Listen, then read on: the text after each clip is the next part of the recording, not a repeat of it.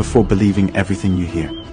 The Brazilian Supreme Court minister, Alexander de Moraes, started a dictatorship and is forcing the population to accept Lula da Silva as president.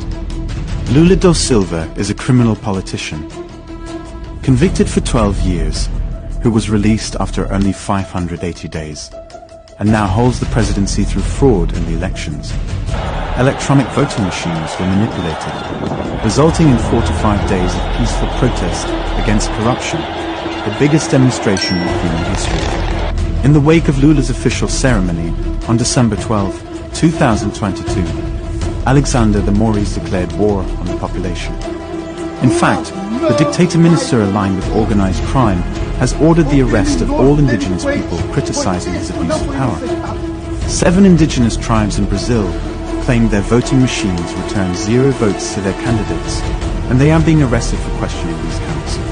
It's so absurd that it's nearly impossible to believe this is Brazil rather than Venezuela or China. But the dictatorship being implemented is exactly the same. In the meantime, Alexander de Moraes is protected by a kind of Gestapo police, the same strategy as Hitler. But on the streets, a fake war is being stoked by infiltrators from the extreme left. They terrorize non-violent protesters and local homeowners. Exactly the same method was used in the Capitol case in the USA.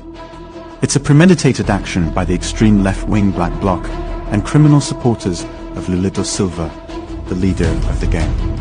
Extreme left-wing terrorists burn cars and intimidate people who criticize or film their actions. They carry tools and gasoline inside their bags and wear masks to hide their faces. There is no doubt that these are not Brazilian patriots fighting corruption. Their 4 to 5 day protest was peaceful, without violence, without crimes, and there wasn't a drop of rubbish on the ground. This was a very badly organized attempt to manipulate public opinion by the extreme left. They'll have to create another theatre scene because this one didn't work. They are trying to paint those fighting against criminal politicians as violent and criminal, just like Hitler did in the past. As predicted by producer Will Lissel on September 6, 2021, in England, the new Hitler was born during the pandemic. It happened in Brazil, and now we see the results. If this atrocity occurred in your country, would you accept it? That's right, you won't.